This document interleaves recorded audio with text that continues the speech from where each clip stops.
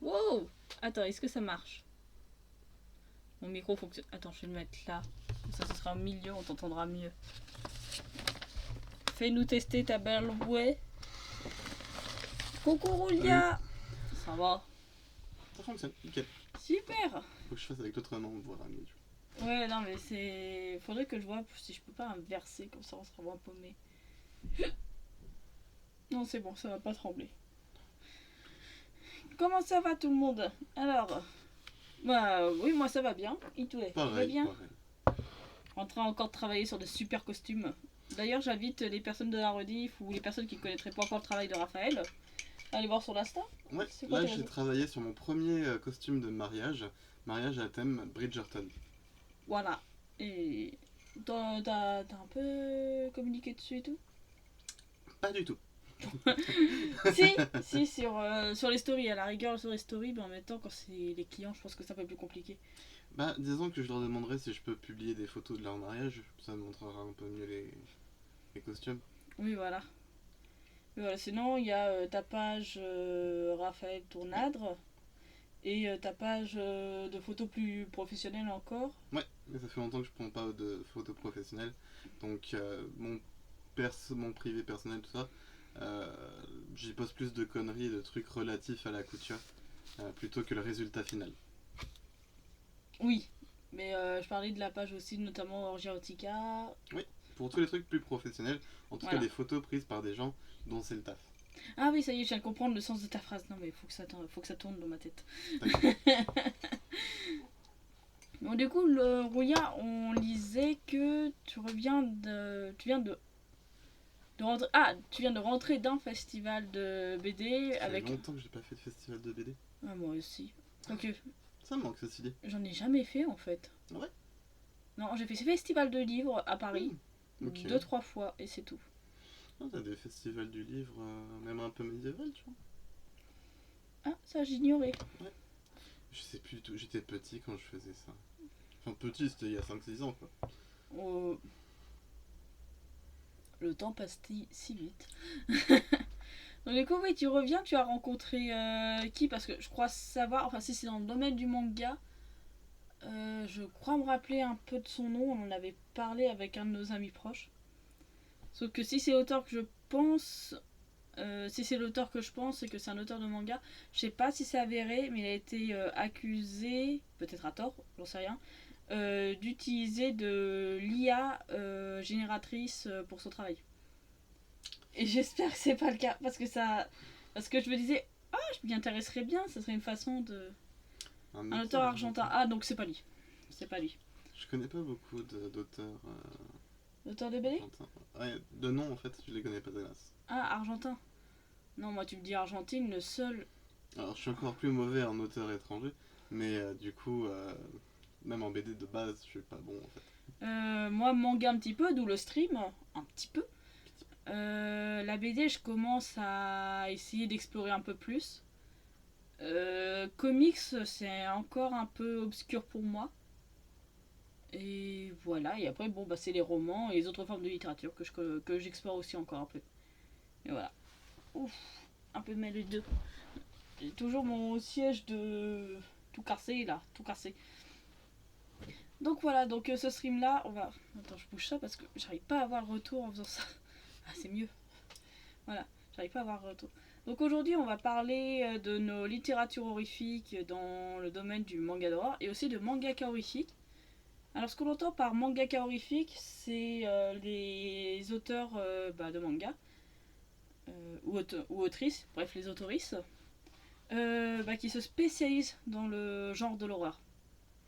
Et d'ailleurs, justement, on va pas trop parler d'Elugoro. On s'était posé la question, mais en fait, c'est un sous-genre de l'érotisme plus que de l'horreur, en fait. Disons qu'on peut dire s'il y en a, mais on parlera pas exprès de ça. C'est ça. Parce que c'est vrai que parfois, certains artistes horrifiques empruntent un peu au style Elugolo, mais c'est un peu dilué Ouais. dans de l'horreur dans ce cas-là. Et encore, c'est pas de l'Elugolo, mais on sent juste une inspiration de tel ou tel auteur. Et dans Mais certains c'est tout. recueils, tu vas avoir une nouvelle Erogoro. C'est toujours bien de dire à un moment donné qu'il y en a une. Alors, Au cas où les gens voudraient éviter ce genre de lecture en fait. alors pas forcément Hello Golo, mais violence sexuelle, oui. Parce que c'est ça Ouais. le truc, c'est que Hello Golo, c'est pas forcément des VSS. Mm. C'est juste parfois juste de l'érotisme grotesque ou faire paraître grotesque le corps humain. Ouais. Ça peut être parfois juste pour rigoler. Même si des fois ils veulent juste rigoler sur des VSS dans certaines œuvres et je fais Ouais, mais des fois, en fait, c'est aussi pour rire, mais il rit très noir. Quoi. ouais, c'est ça, et puis moi ça me touche pas. Après, je connais pas très bien ce sous-genre non plus. Ouais, voilà. C'est Donc, occasionnel comme lecture. ouais, et j'en ai lu deux trois quoi. Ah Et ouais. encore, ouais, et encore, c'est un auteur que j'ai pas du tout aimé. J'ai oublié son nom. Et justement, tout ce que je te dis, c'était regarde, là machin se fait. C'est drôle. Bah, t'en as Non, aussi dans Noroi Mitchell. non, dans les Michio, c'est différent. Ça te raconte une histoire. Oui, c'est Là, je te disais juste que tu as cette scène-là, t'as pas de contexte, t'as juste ça, et c'est drôle. Et j'étais en ouais. mode. Non, non, non. C'est sur quoi je suis tombée, ça m'intéresse pas en fait. Hmm. Donc je suis pas sûre que ce soit représentatif du genre, je ne sais pas, je peux pas te dire. C'est tout ce que je connais, mais je sais que dans nos lectures, du coup, on n'en parle pas. Même si certains de nos auteurs ou autrices peuvent être inspirés par ce sous-genre. Oui, même s'ils n'ont pas la volonté de faire de l'érogoro, bah, il y a Mm. quand même une dimension sexuelle à la nouvelle. Parfois, oui. Mais en même temps, comme dans l'horreur en général, il y a souvent un lien avec le sexe. Hmm.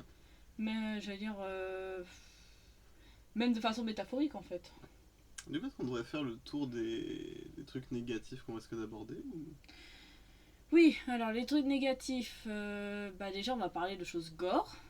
On va parler de violence sexuelle, violence sexiste, violence sur enfants, violence commise par des enfants.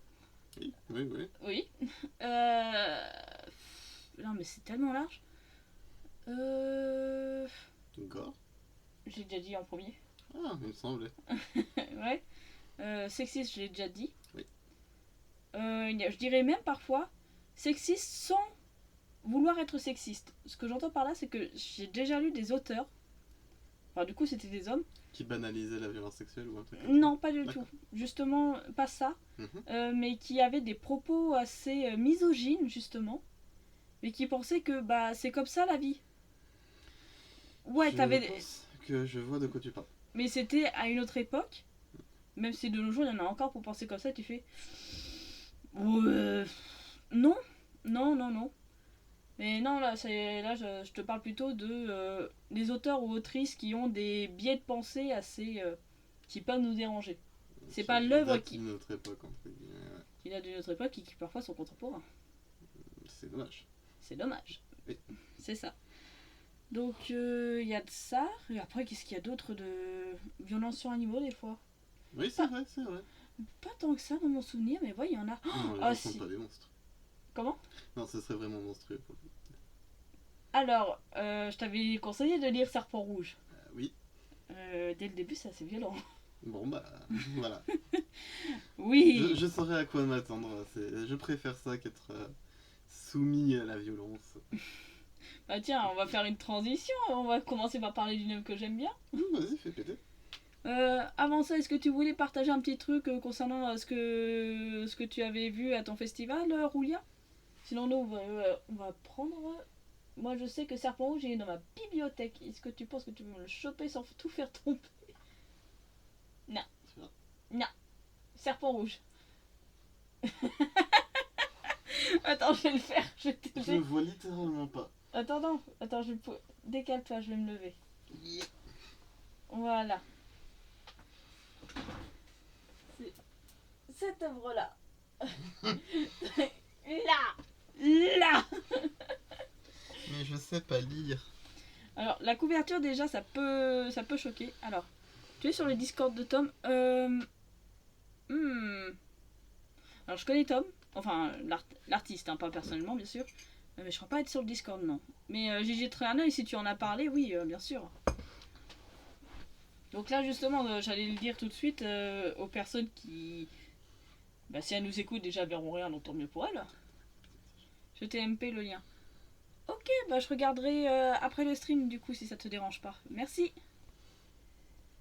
Et du coup, bah, c'est une histoire entière, c'est pas un recueil, de Hideshi Ino. J'ai fait des petites fiches, je vais vous les montrer.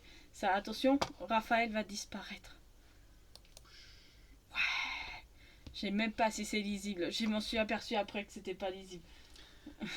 Oui, mais on peut le lire, c'est pas un souci. Alors, il a été édité, en tout cas de nos jours, il est édité surtout que aux éditions Imo, c'est ça? Oui, voilà, c'est ça, Imo. Les couvertures sont assez graphiques, mais c'est des extraits ou des gros plans de pages, bah, on va dire les plus horribles qu'il y a dans les bouquins en général. Yes, ça marche. Cool. J'ai pris en photo l'expo. Oh super, ça va être bien ça.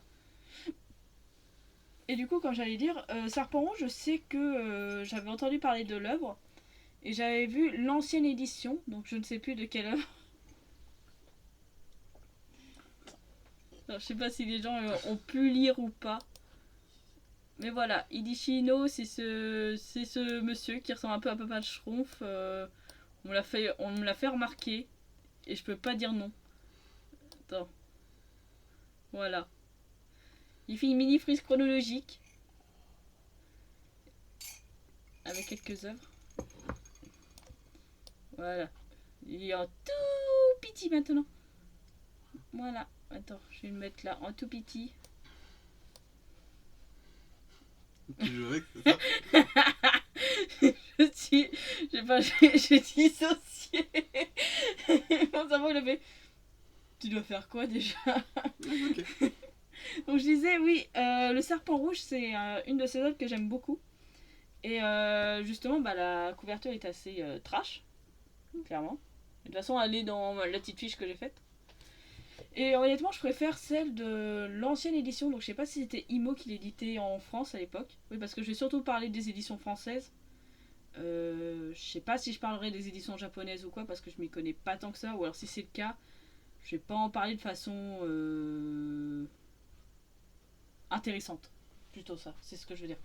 Et du coup, Serpent Rouge, j'aime beaucoup, enfin je préférais l'ancienne couverture, qui était un peu mieux. On voyait le serpent rouge dont il est question dans le titre, avec quelques... Enfin, j'avais quelques petits détails plutôt que le gros plan de le personnage qui a un des personnages qui va subir un truc pas cool. On le devine grandement. Voilà. Et justement, je voulais commencer par cette œuvre parce que... Voyons voir, pourquoi j'en parlais au départ?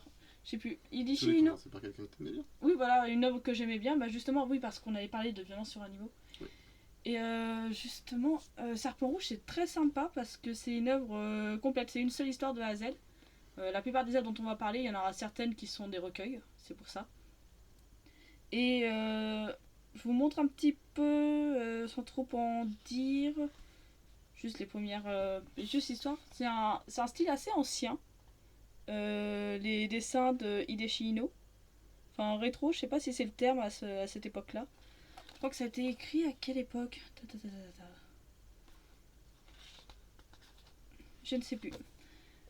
J'ai oublié. C'était 1900... Je sais plus si c'était 80 ou 70. Je me trompe peut-être. J'ai oublié les dates. Mais on suit l'histoire d'un gamin qui est coincé avec sa famille. On ne sait pas trop en fait. On n'a que son point de vue. Et sa famille a l'air d'avoir toujours habité dans leur maison. Pareil, la maison, elle n'a pas l'air d'avoir d'âge. Je sais que au Japon, ils ont certaines maisons qui ont duré longtemps et qui dataient, les infrastructures dataient de... Mince, je sais pas les airs en tête. Moi, l'histoire géo, alors déjà en France c'est compliqué, mais au Japon, voilà. Oui.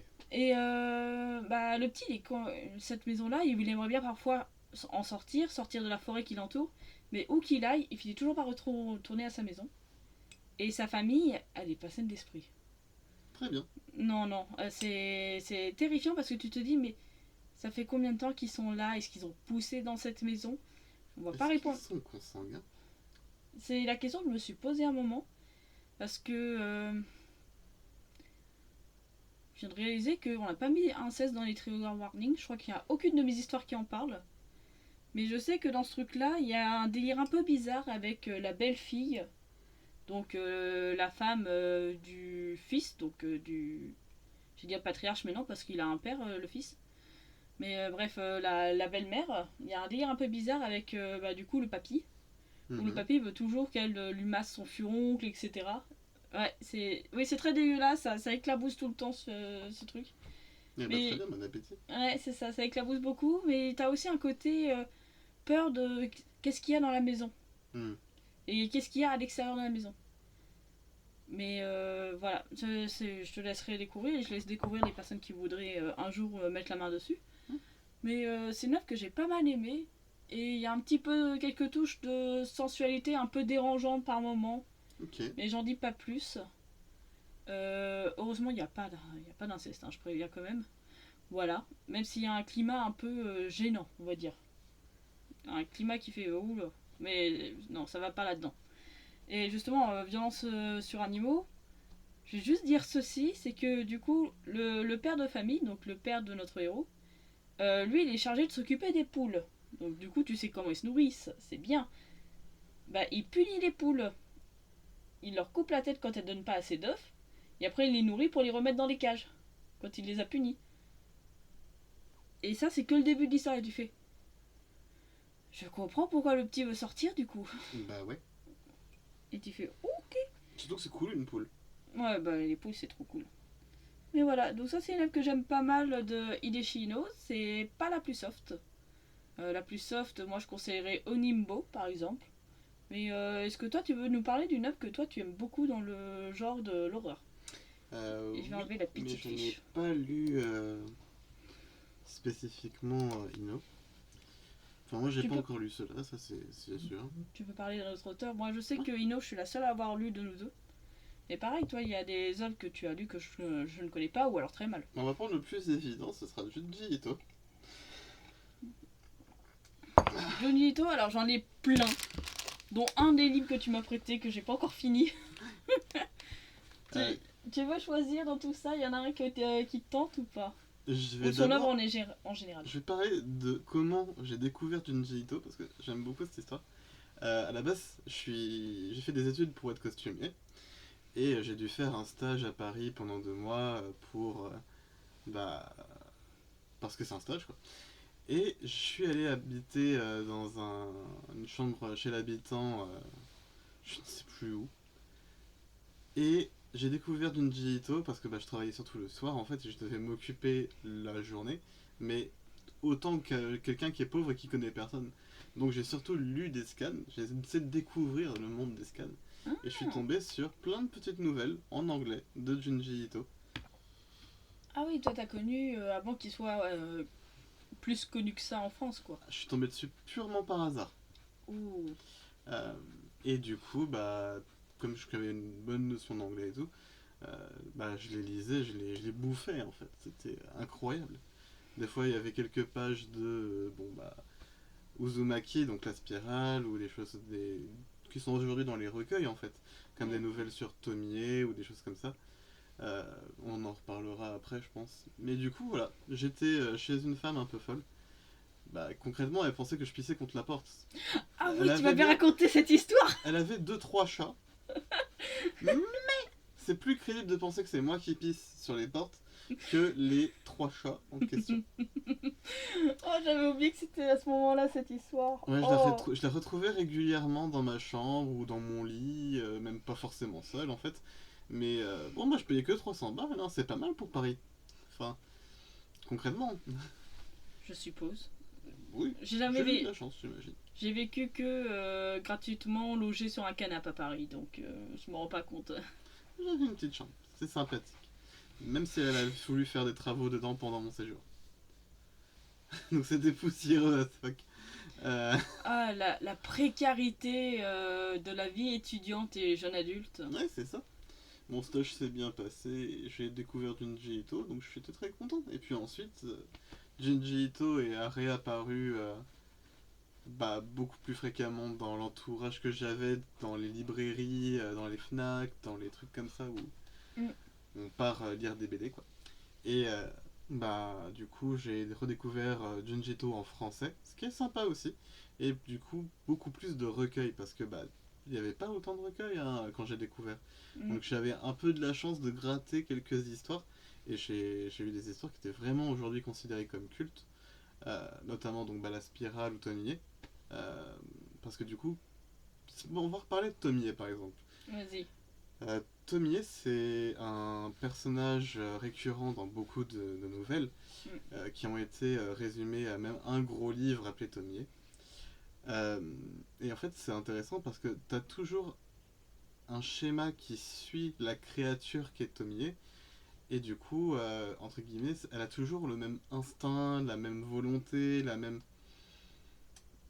mêmes besoins de survivre. Et du Ouais. coup, on a des effets qui sont horrifiques. Parce que Tomie est, pour moi, une sorte de champignon.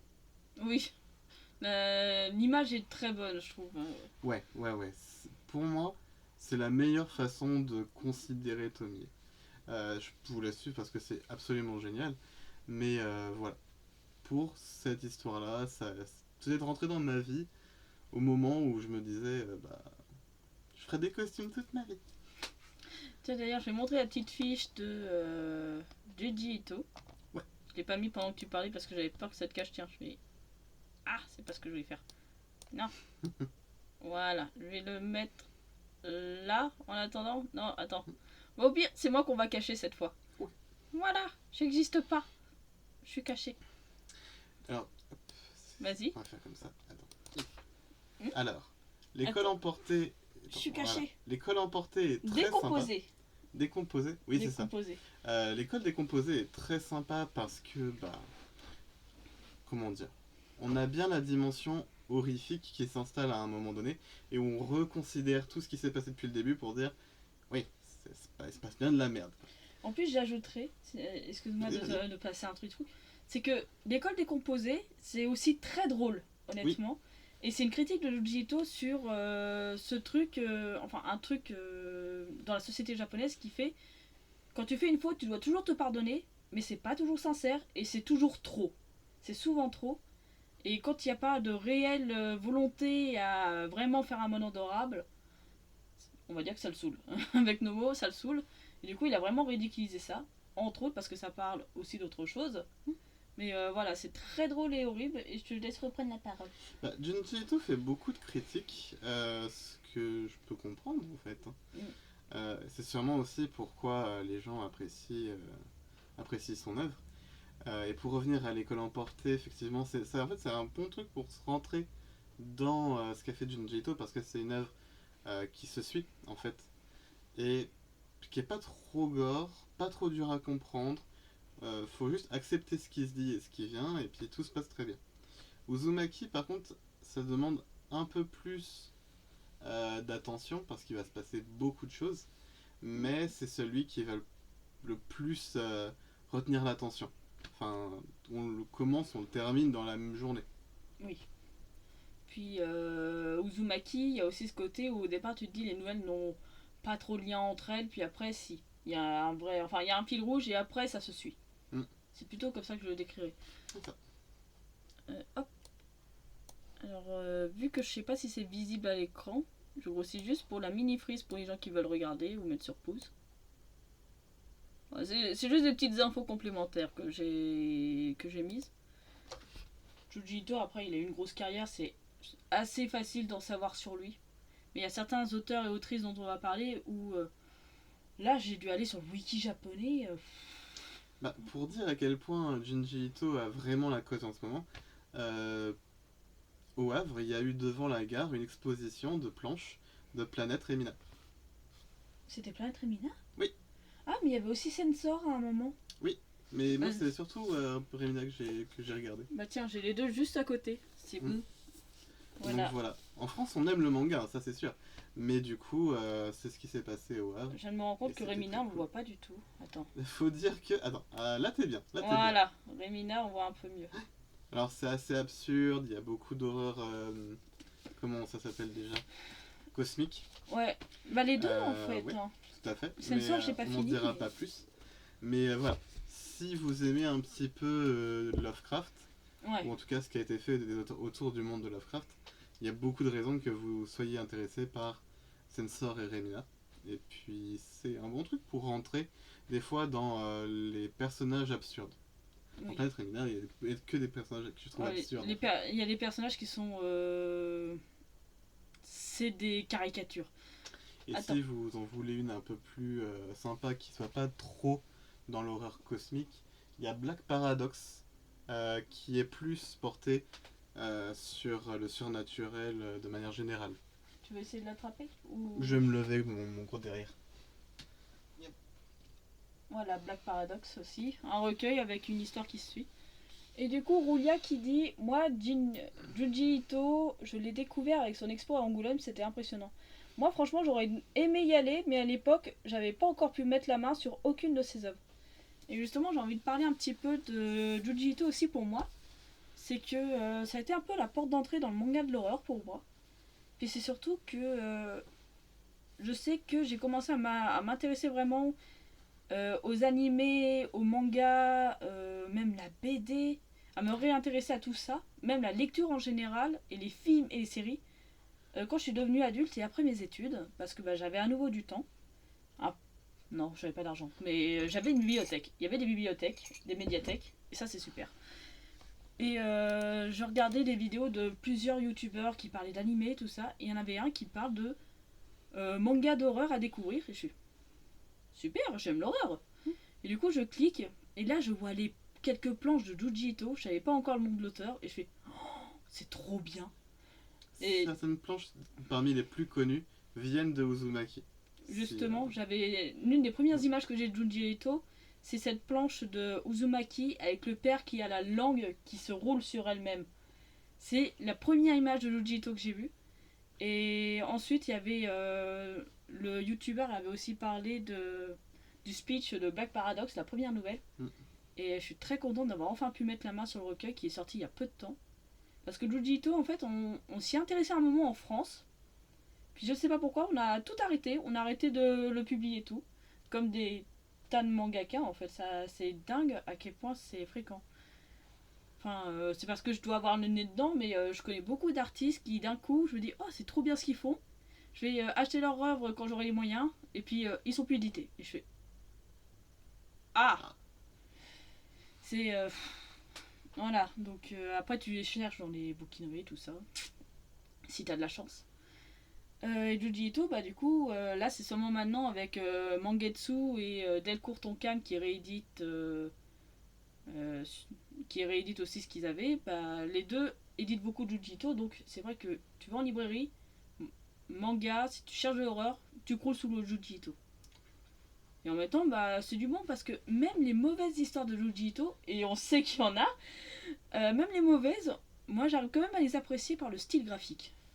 Le graphique, c'est, entre guillemets, pour moi, c'est acquis tellement c'est bien tout le temps, en fait. Mm.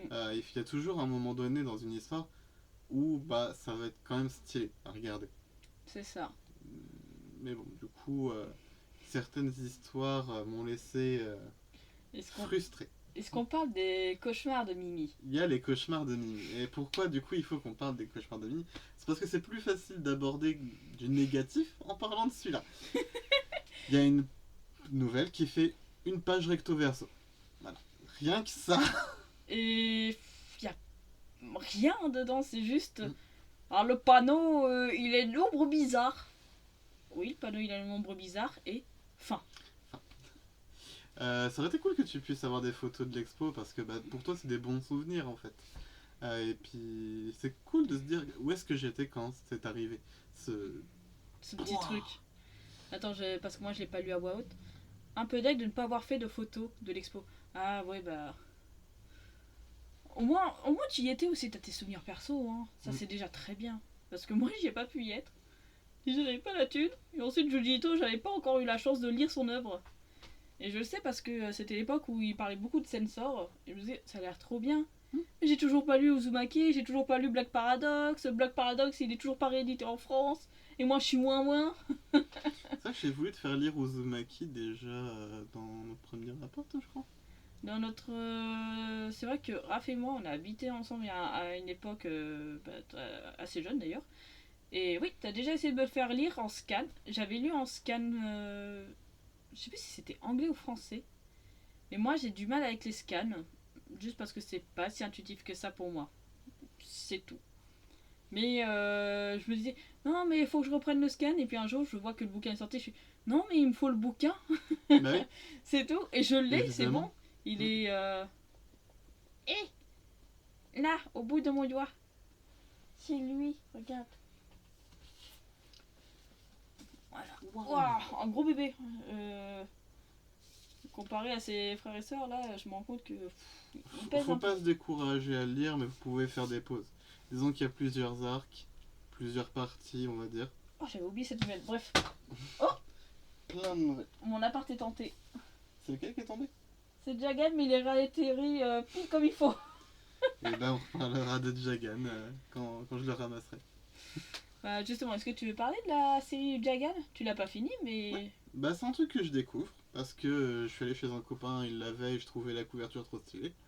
Attends, je te mets sur pause. Faudrait dire le nom de l'auteur. Histoire de. Tiens. Il me semble que. Enfin, un auteur ou l'autrice, je sais pas. Voilà, moi j'ai vu ça, je me suis dit, waouh, c'est trop stylé! Et du coup, voilà. Alors le scénario c'est Muneyuki Kaneshiro Ah, et le dessin c'est Kensuke Nishida. je vais montrer à la caméra, comme ça les gens ils peuvent voir. Voilà, Jagan.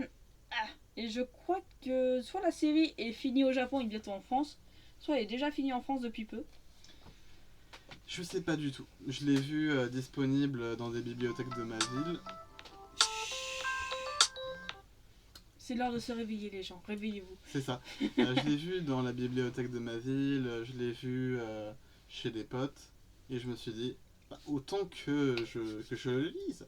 Et finalement, si vous aimez jouer au jeu Catherine, bah, vous allez beaucoup aimer le thème du manga en fait. C'est un peu que devient votre vie à partir des 30 ans. Est-ce que tu es vraiment fier de la vie que tu as? Oh, C'est. je suis en plein dedans en ce moment, je me dis. On s'approche des 30 ans. Donc voilà, Jagan c'est pas spécialement accessible parce que c'est quand même hyper gore. Oui, c'est ça, c'est du body horror. Hein. On peut vraiment parler de métamorphose, de trucs mélangés qui se fusionnent. Enfin, Alors, je sais pas si tu es toujours d'accord avec ça, mais je me ouais. souviens qu'à un moment tu lisais et tu disais que ça te faisait un peu penser à Silent Hill pour les monstres. Il y a un peu de Silent Hill pour les monstres. Hein. C'est vraiment des créatures assez sympas quand même. Le truc te les présente un peu comme un exemple de monstre qui existe dans ce monde Ah et oui, dont il faut pas avoir peur. Mais concrètement, ça n'existe pas normalement. C'est pas censé exister. Et oui, tu peux appeler ça un Pikachu, mais si c'est le premier Pikachu qui arrive sur Terre, c'est drôle de faire un classement. Ceci est un Pikachu. Enfin voilà, faut le lire pour comprendre. Mais ils aiment bien les bestiaires a priori. ah bah comme toi en Oui, plus. j'aime bien les bestiaires. C'est pour ça que je ne joue pas à Monster Hunter. Parce que je n'aime pas tuer des trucs dans un bestiaire. Par contre, j'adore Pokémon. Ce qui est logique. Je viens de me rendre compte que. Parce que tu disparais sur le côté et du coup je te propose de. Non, il tombe du cadre. Voilà. Voilà. Mais bah du coup, Jagan c'est très sympa et c'est un bon manga de remise en question. Ouais, bah justement là on a quelques tomes à lire, mais ma pile à lire n'en finit pas. C'est une catastrophe. On va devoir faire d'autres murs.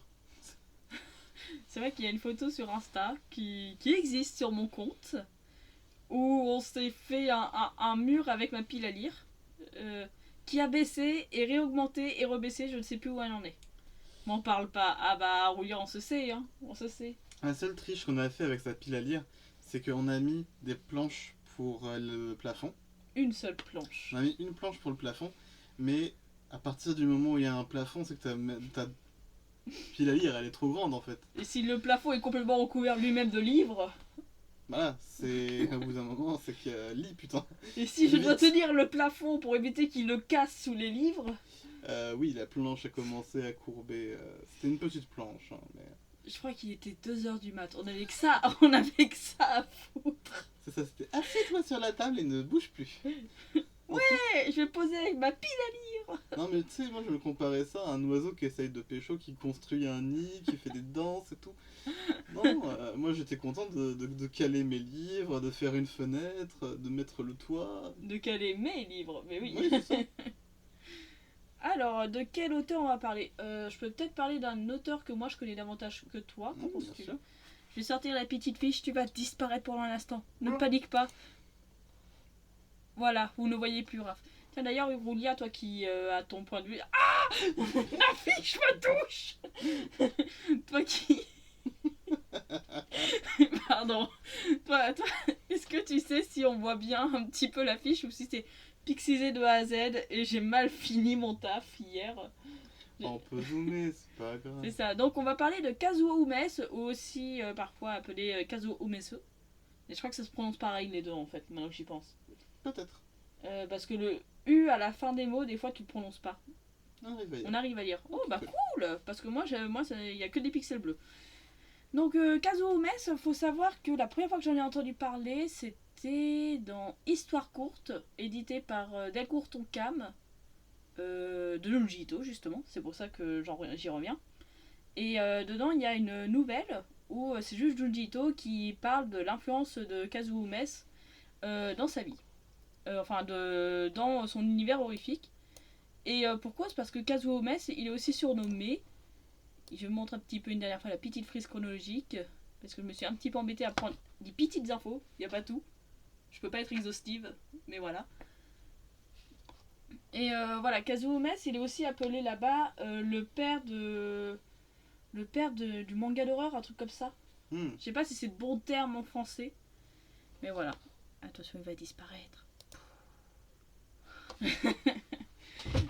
On est des gamins. Et du coup, je me dis, mais j'ai envie de découvrir ce qu'il a fait, mais est-ce que ça va me plaire? Donc du coup, dans la nouvelle dont je parle, Junji Ito parle notamment de l'école emportée, dont Raph n'arrête pas de confondre avec l'école décomposée. Parce que même en VO, Junji Ito a fait exprès. C'est un clin d'œil à l'école emportée, dont on a le tome 1 ici. J'ai tout lu d'un coup, presque. J'ai lu la moitié du tome 1 et il se passe trop de trucs. Il se passe trop de trucs et c'est très drôle de lire ça quand tu as tes amis qui bossent dans des milieux où ils doivent s'occuper d'enfants. Oui. Oui. C'est. On a peut-être deux potes qui travaillent dans la petite enfance. On aime bien avoir leurs avis par rapport au comportement des gosses qu'on ne soupçonne pas forcément. C'est ça. Alors, l'école emportée, édition Glénat. Je vois marqué sur la. Attends, mais comme d'hab, on voit pas, hein. Il faudrait que tu mettes une petite lumière. Ouais, il va me falloir des lumières. De toute façon, mon setup devra s'améliorer. Bref, l'école emportée de Kazuo Umes. Eux, ils l'ont mis, voilà, Umes. Alors, Glénat, ils me disent Seinen manga. Alors, Seinen, non, pas du tout. En fait, c'était dans un. Il me semble que c'est un shonen à la base. Mais pour les personnes qui ne savent pas, shonen, c'est quand ton histoire a d'abord été éditée dans des magazines pour jeunes garçons. Et jeunes garçons, ça peut être les gamins de primaire à adolescents, fin d'adolescence. Shoujo, même tranche d'âge, mais pour les jeunes filles. Et seinen, jeune adulte. Voilà. Mais en France, nous, on a décidé de faire un petit peu comme on veut et de ne pas respecter ça parce qu'on a des idées préconçues sur qu'est-ce qu'un shonen, qu'est-ce qu'un shoujo, qu'est-ce qu'un seinen. Moi, je suis désolée, mais on regarde ma bibliothèque. Oh, il n'y a que du shoujo, hein. Regarde que là, tu vois tous les trucs avec du sang qui dégouline partout, c'est que du shoujo.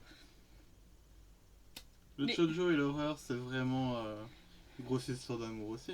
Je pense que j'en parlerai davantage quand je parlerai de Nori Michiru parce que c'est dans une interview de lui que j'aurais davantage appris sur l'horreur. Selon certains auteurs, les protagonistes de l'histoire sont beaucoup de femmes. Oui, et à juste cause, puisque c'est pour un lectorat féminin, donc souvent tu mets un personnage féminin pour un lectorat féminin, un personnage masculin pour un lectorat masculin. Ce qui n'est pas vrai pour tout, parce que par exemple Orochi, c'est aussi un shonen, il me semble. Alors que c'est une héroïne. Donc ça marche pas pour tout. Alors du coup, pour revenir à l'école emportée, c'est une des œuvres les plus récompensées, les plus cultes de Kazuo Umes. Franchement, si vous voulez à tout prix lire une œuvre de Kazuo Umes, c'est celle-ci que je vous conseille. En revanche, les gamins prennent cher. Ouais. Ouais, non, ouais, il prête cher. Je réfléchis à. Faut savoir mettre une distance. C'est comme un bon film d'horreur. Faut que tu te souviennes, c'est qu'un film. C'est pas la réalité. Non, Voilà, non, sa tête est toujours là. c'est ça. Je sais qu'on avait parlé avec des amis qui ont fait, qui travaillent avec de la petite enfance, dont une d'entre elles qui a aussi bossé en psycho et qui nous a dit ah bah oui, j'ai même une liste de comment un enfant réagirait en cas de catastrophe, pourquoi. Et tout ce qu'elle disait, c'était ce qui se passait dans la série. Et je fais bah tu veux le Ouais. lire. C'était. Des formations professionnelles. Je suis pas une bonne amie, hein. Enfin, quoi que si, en fait, elle a beaucoup aimé. Ouais, si, tout à fait. Mais du coup, C'est l'école le emportée, pour ne pas trop en dire, c'est l'histoire d'une école maternelle et primaire, c'est comme ça qu'on dirait en France. Et d'ailleurs, ils ont traduit les classes en CE1, CE2, pour qu'on s'y retrouve plus facilement, en tout cas les Français. Après, c'est peut-être une vieille traduction aussi, parce que je sais que maintenant, les gens, ils adaptent avec le, première année d'école secondaire ou je sais plus quoi. J'ai oublié un peu comment s'appelle le système de classe au Japon. Je sais que ça ressemble aux États-Unis, hein, mais c'est encore différent.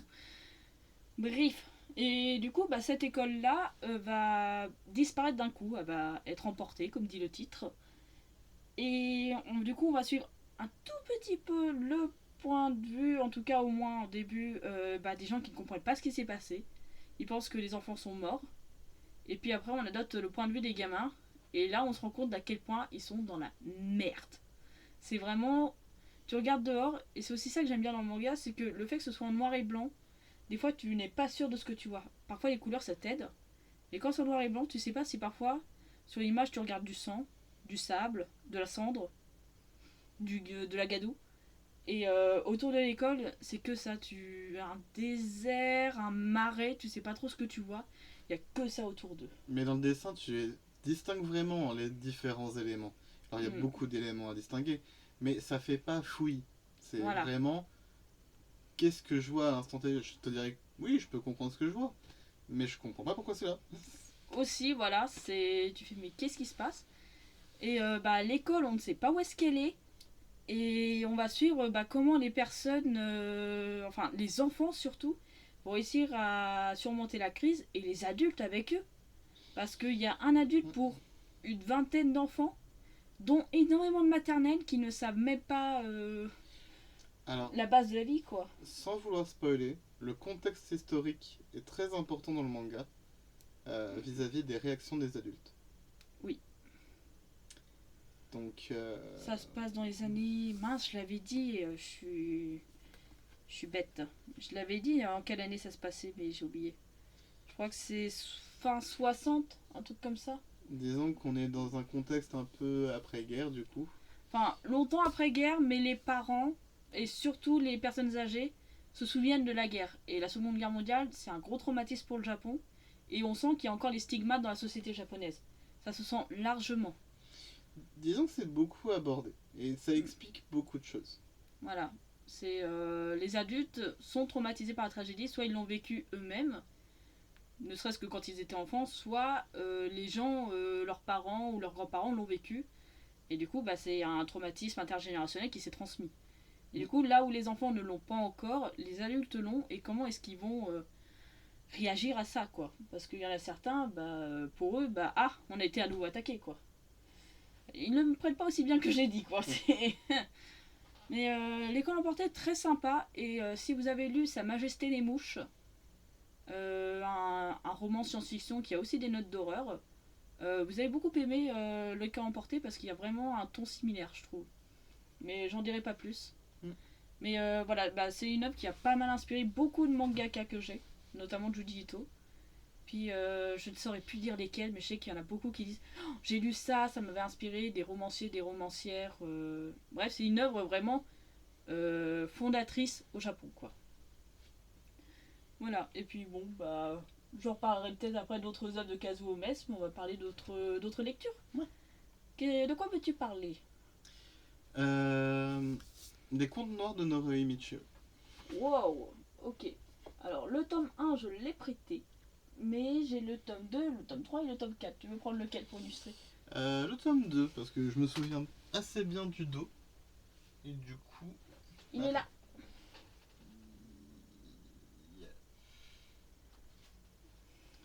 C'est vrai que les dos de couverture, alors là c'est l'avant, en Oui. effet. Mais je montre aussi Oui. parce que c'est assez sympa. Il y a un petit côté cirque. Attends, je vais t'aider, parce qu'avec la lumière... Ouais. Attends, essaie de t'asseoir, je crois que la lumière va réapparaître. Waouh. Ouais, attends, presque. Ouais. Mais Très joli.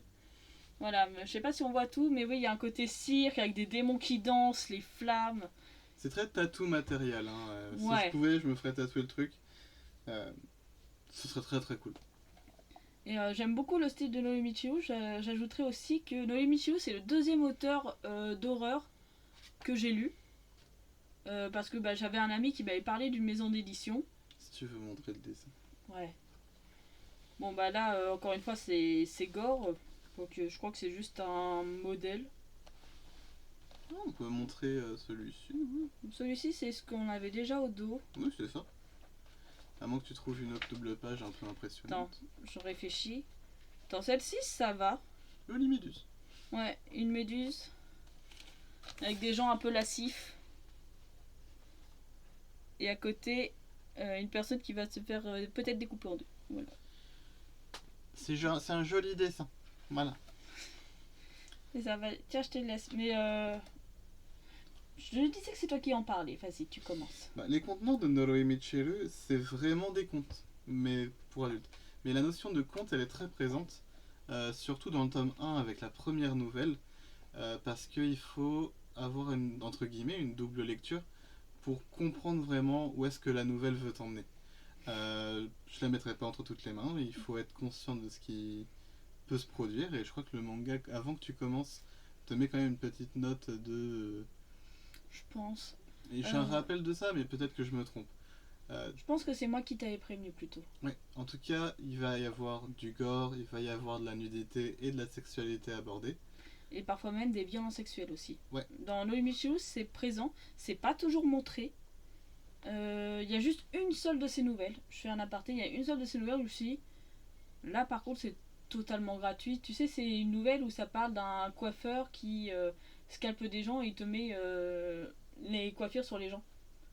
Et la nouvelle commence par un viol collectif et tu te dis pourquoi? Parce que ça n'a aucune incidence après dans l'histoire et tu te dis genre quoi? C'est après, faut pas oublier que la plupart des nouvelles, même les recueils et même les histoires, parce que L'école emportée c'est le cas, Uzumaki c'est le cas, c'était édité dans les magazines et les magazines avaient un cahier des charges, on va dire ça comme ça.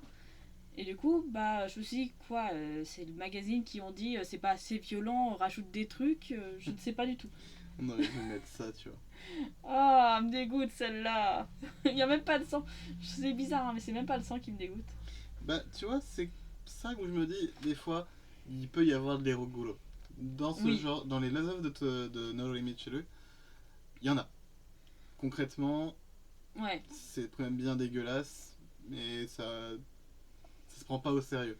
Là, on l'a pas montré, mais par exemple, dans ce qu'on veut dire par elugolo, on utilise peut-être le terme pas correctement, mais il y a par exemple une nouvelle où il y a une femme qui perce sa poitrine parce que celle-ci est devenue un amas de champignons. Et c'est complètement grotesque. C'est un peu dérangeant parce que ça pullule de champignons. Et ça ressemble vraiment à des petits champignons que tu pourrais cueillir dans la forêt. Tu te dis, mais pourquoi? Et c'est très bien dessiné, sans censurer quoi que ce soit.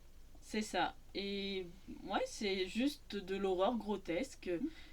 Ça peut être vu comme de l'elugolo, puisque, oui, c'est. Je crois que ça se veut un peu érotique dans le contexte. Enfin, non, même pas, mais. Pourquoi pas? Ouais, voilà, pourquoi pas. Plein de raisons de pourquoi pas finalement, parce qu'il y a plein de choses qui sont grotesques. Mais c'est vraiment très sympa. Une fois qu'on l'a commencé, c'est très difficile d'en sortir. Beaucoup de nouvelles différentes, pas très longues. Ça fait vraiment un bon format. C'est ça, puis il y a vraiment tout. Parmi les inspirations de Noé Michiru, on a pas mal le gore. Rendre beau ce qui est gore. Genre, moi ce que j'appelle la beauté macabre en fait, c'est juste donner et réussir à rendre beau ce qui est horrible. C'est pour ça que j'aime bien l'horreur. C'est vrai que dans les œuvres de Noé Michiru, les corps sont malmenés. Oui. L'intégrité du corps, c'est le thème de beaucoup de nouvelles. Oui. Justement, oui, le corps, c'est aussi un de ses thèmes favoris. Et je me souviens que dans une interview, il le disait. C'est parce que. Enfin, il utilisait beaucoup de personnages jeunes adultes. Mm. Et parce que justement, c'est l'âge où tu commences à prendre conscience de ton corps et aussi de ta place dans la société. Et c'est aussi pour ça que les corps sont si malmenés, quoi, dans ces nouvelles. Il y a une forme de lecture. Et c'est aussi, surtout dans le deuxième en fait, une des histoires qui va te parler d'aliens. Oui. C'est un thème qui est pas très récurrent dans toutes les œuvres qu'on a mises en fait. Mais Noroi Michiru porte aussi sur l'horreur de l'espace. Oui, l'horreur de l'espace, l'horreur cosmique, j'en ai pas encore tant que ça des nouvelles dessus. Mais on m'a raconté que c'était aussi quelque chose qui l'intéressait beaucoup. Puis même, Ouais. lui, il a déjà dit dans une interview maintenant que j'y pense. Donc ça aborde vraiment beaucoup de choses. Voilà. Moi personnellement, je trouvais que le 2 était très porté extraterrestre, le 1 était très porté sexe. Euh, Et Ils le se 3 et le 4. différenciaient énormément. Le 3 et le 4, ils sont plus dans le fantôme. Oui. Oui, c'est ça. C'est plutôt ça. Mm. Je vais le ranger. Vas-y. Mais Noroi Michiru fait beaucoup de choses. Il y a peut-être des histoires qui sont moins intéressantes que d'autres. Mais les contes noirs, c'est. Ah, c'est Ouais. les premières œuvres de Noroi Michiru qui ont été éditées en France, Mm. aux éditions Black Box. Et moi, bah, ça m'a permis de découvrir un autre auteur d'horreur que j'aime beaucoup du coup. Ah. Noroi Michiru, j'aime. Je sais pas, j'aime beaucoup son trait qui a un truc assez. Vintage. Oui, mais il n'y a pas que ça, parce qu'il a quand même su évoluer comme Junji Ito et tout. Ça dépend de l'âge de ses nouvelles, en Ouais. fait. Mais il a un trait un peu, je dirais pas non plus rond, mais assez gras, je dirais. Tu sais, c'est pas des traits fins, c'est des traits bien marqués et assez sensuels. Je sais pas comment dire. Bah, des fois, ça fait très shoujo le dessin. Mais Oui, avec beaucoup plus d'ombre. oui, c'est vrai que du coup, c'est. Bah voilà, c'est ça, ça doit être le côté de shoujo. Ça fait vraiment dark shoujo. Comme c'est dessiné. Oui. Mais voilà. Ah bah attends, on a parlé de Michiru, j'ai même pas montré une de sa petite fiche. Je lui ai fait une fiche. Zéro.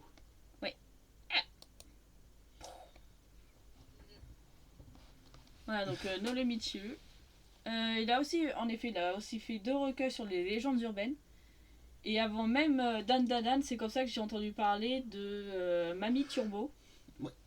Je crois qu'elle a d'autres Mémé Turbo, ils disent dans Dan Dan Dan, et dans d'autres contes, je sais plus comment ça s'appelle. Mais dans Légendes urbaines. Oh, c'était Mémé Turbo.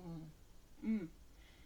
Et du coup, il y a justement dans la première nouvelle du tome 1 de Légendes urbaines, il réadapte, parce qu'il réadapte à sa sauce, les légendes urbaines japonaises, même s'il y en a certaines qui existaient aussi chez nous. Mm. Tu sais, comme la peur qu'on ait mis un truc bizarre dans les silos de fabrication de ton soda, ce genre de choses.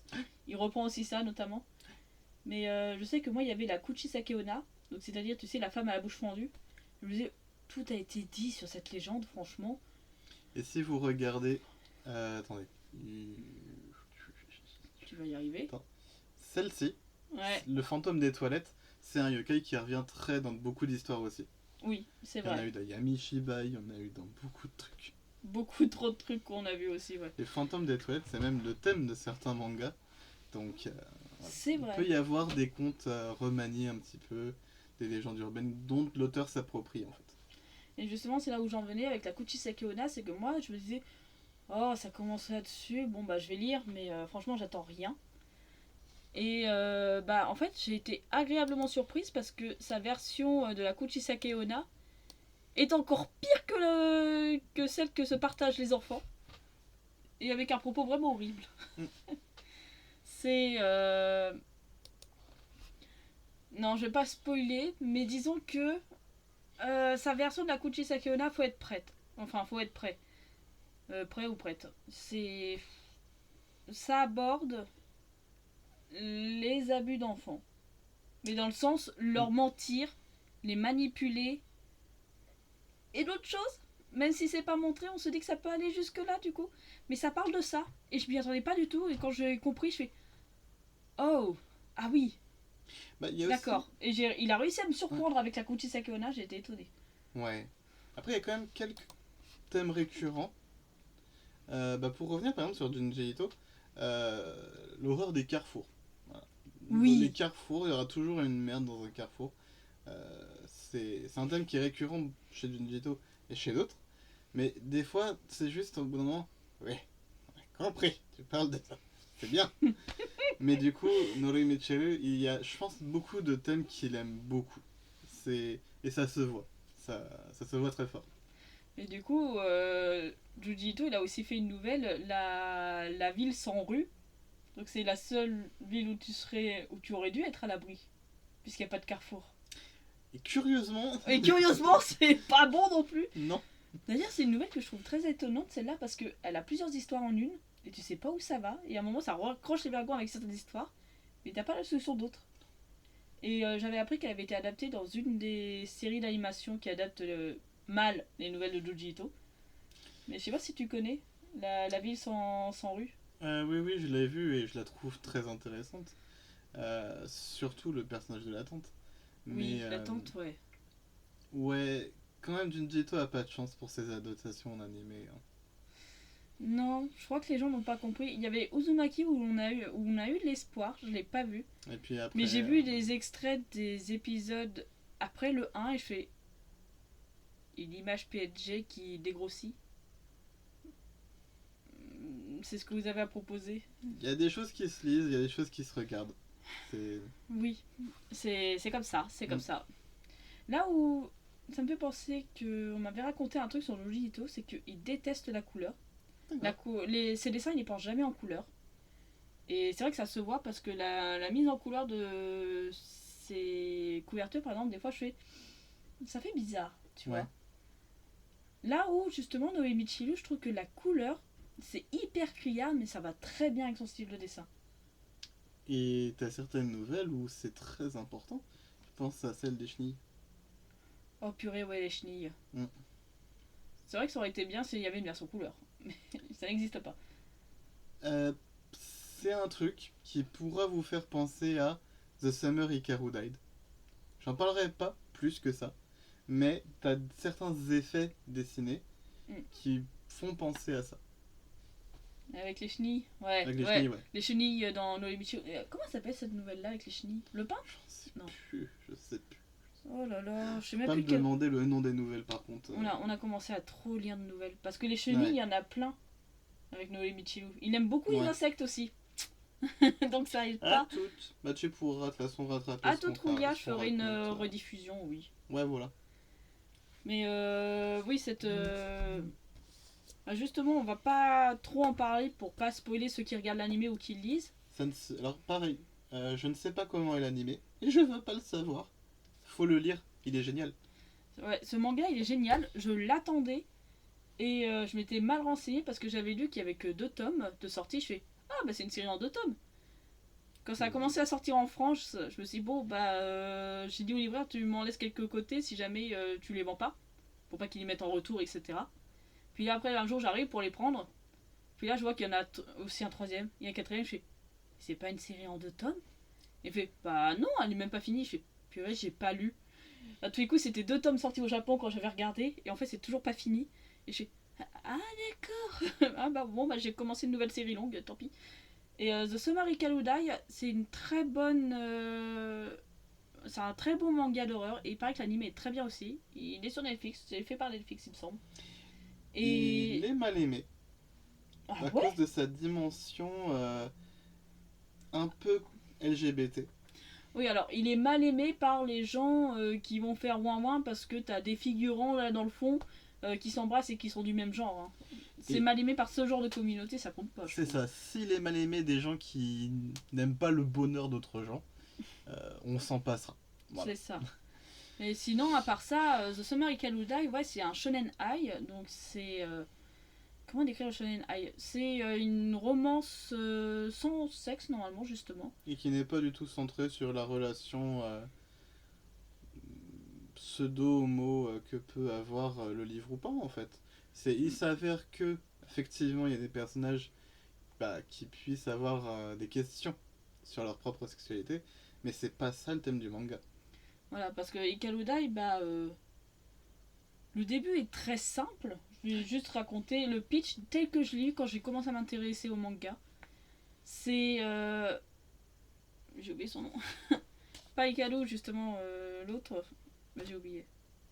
Ah voilà, c'est Yoshiki, bah, justement ce jeune garçon. Un peu taciturne, on voit pas trop. Ah voilà. Son meilleur ami a disparu tout un été. Et puis il revient comme une fleur et tout va bien. Et il le trouve bizarre. Et il se pourrait qu'il soit arrivé quelque chose de pas normal à Hikaru justement pendant qu'il était perdu durant tout l'été. Franchement, faut le faire pour pas se faire spoiler cette partie du manga. Je savais déjà moi parce que j'avais vu l'image et je fais. C'est la page 2. C'est la page 2 et tu fais. D'accord. C'est un combat de tous les jours de pas se faire spoiler The Summer Hikaru Died. Mais ça vaut le coup. Et justement, je trouve que l'horreur est bonne parce que ça te parle de fantômes, de folklore, parce que ça parle aussi d'un. Comment dire, de légendes et tout un peu oubliées au sein même du Japon. C'est pas juste nous, les Occidentaux, on connaît pas leur culture. Non, c'est les Japonais qui se disent on connaît même pas certains rituels qu'il y avait là où on habite. Donc tu découvres des choses là-dessus. Plus qu'est-ce qui est arrivé à Hikaru, tout ça. Donc ouais, côté folklore, mystère, fantôme. Enfin, j'ai envie de dire fantôme parce qu'il y a cette vibe là. Ouais, un peu yokai. Voilà, avec une romance, si on peut appeler ça comme ça. Une romance gay et une histoire d'amitié, en tout cas, ça c'est sûr. Oui. Et franchement, quasiment tous les personnages, je les adore pour le moment. Il y a pas beaucoup, il y a pas beaucoup de personnages de base. Du coup, il y a pas de mauvais personnages. Même le hamster, il est bien. Voilà. Mais c'est une saga qu'on vous recommande. L'animé, je crois que la saison 1 est finie, ou en tout cas la partie 1 de la saison 1. Et. Non, fini, je veux dire, pour l'instant, ils vont faire la suite. Oui, c'est ça. Mais pour l'instant, l'animé ne dépasse pas le bouquin. C'est ça. Et le bouquin est en avance maintenant. Ouais. Enfin, il était déjà. Là, actuellement, là où on en parle, ils sont au tome 6. Le tome 6 est sorti la semaine dernière ou il y a 2 semaines. Ouais. Donc voilà. Donc ça, on en a parlé. De qui pouvons-nous parler d'autre? Est-ce que tu as une œuvre qui te vient? Je sais de qui je veux parler. Non, vas-y. Elle a une œuvre qui est sortie en France. Et je trouve ça, mais crève-cœur, parce que avec Raph, on a vu d'autres œuvres de cette mangaka qui sont sorties soit dans des pays anglophones, soit qui sont restés au Japon. Et on s'est dit, mais on veut trop les lire. Et pourquoi on n'y a pas le droit, nous? C'est Sachiko Ugisu ou Sachiko Iodoli. Alors je sais pas lequel de ces pseudos elle utilise en ce moment. Mais franchement, lisez Les enfants ne jouaient pas dans la nuit noire. C'est excellent. Ça parle d'une forme d'horreur que j'ai pas tant vu que ça dans des mangas en fait. Alors moi je trouve qu'on retrouve la dimension conte, un peu. Oui, ça par contre oui. C'est... Comment dire? En plus je l'ai juste là, je vais le prendre et le montrer. Et j'ai bon espoir que ces autres œuvres soient éditées. Surtout qu'elle est toujours en activité, elle c'est sûr. Donc, hop. Les enfants ne jouaient pas dans la nuit noire de Sachiko Ugisu. Et franchement, mais c'est d'une beauté. Les dessins sont très beaux. Est-ce que je l'ai lu celui-là? Oui, tu l'as lu. Parce que j'ai du mal à me souvenir. Attends. Si, maintenant que je le vois. Si, maintenant que tu le vois. Je cherche une image qui ne spoil pas trop, mais qui montre un peu à quel point... En fait, je cherche la scène d'interrogatoire dans la première nouvelle. C'est pas évident. Si, c'est dans la première nouvelle déjà. Oui, mais... Tiens, voilà, celle-là. Juste... Déjà, cet homme bien badant. Et puis, la gamine qui se met à danser en interrogatoire. C'est magnifique. J'aime beaucoup. Et ça parle justement d'horreur, de surnaturel, de hantise, de démons. C'est un plus ésotérique, voilà. C'est plus de l'horreur ésotérique, là. Mais vraiment bien dedans, quoi. Et les protagonistes sont vraiment très sympas à suivre. Oui. J'aime beaucoup les dynamiques entre les personnages parce qu'on suit un frère et une sœur orphelins. Et la petite sœur a des dons de voyance. Elle peut parfois voir à travers les yeux de créatures qui font du mal à d'autres personnes. Parfois, elle peut être possédée le temps d'un interrogatoire, ce genre de Elle choses. peut voir ce qui est mal. Elle peut sentir ce qui est mal. Mm. Et son frère, lui, il est juste là en soutien pour elle parce que c'est une toute petite fille. Elle a quoi entre 2 et 4 ans. Et pourtant, elle comprend pas tout, mais elle sait ce qui se passe. Enfin, elle a toujours vécu avec ce don, donc. Bah, faut dire que le protagoniste du grand frère est très sympa, mais peut-être trop mature pour son âge. Oui, Disons que j'aurais apprécié de les voir agir plus bêtement, mais je trouve quand même sympa à suivre. oui. Et après, d'un autre côté, c'est justifié par le fait qu'ils ont. Dit n'a rien à faire. Salut, je viens de me réveiller. De quoi ça parle?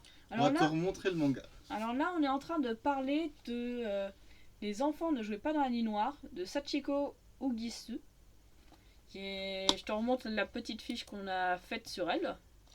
D'ailleurs, intéressant à préciser. Tu vas y arriver avec tes mains. Voilà, c'est celle-là. Le dessin au milieu, c'est elle-même qui se représente. Oui, alors c'est vrai que j'ai pas précisé, mais les images que j'ai mis pour les auteurs, c'est soit des photos d'elle, soit telles qui se sont, enfin soit C'est telles des qu'ils se autoportraits. voilà, des autoportraits. C'est ça, Junji Ito, c'était une case très connue de le journal de mes chats, ou le journal des chats de Junji Ito. Une case très connue où il veut faire des gros bisous à son chat. Et Junji Ito, lui, il a pris le parti pris de je vais tout dessiner de façon horrible, alors que c'est juste de la tranche de vie mignonne avec des chats. Sa femme n'a pas de pupille. Voilà. Et pour revenir à Sachiko Ugisu, qui parfois s'appelle Sachiko Yodori, ouais. Je ne sais pas lequel des pseudos elle utilise en ce moment, mais en France, c'est Ugisu qu'on a. Et du coup, des enfants ne jouent pas dans la nuit noire, ça parle d'ésotérisme.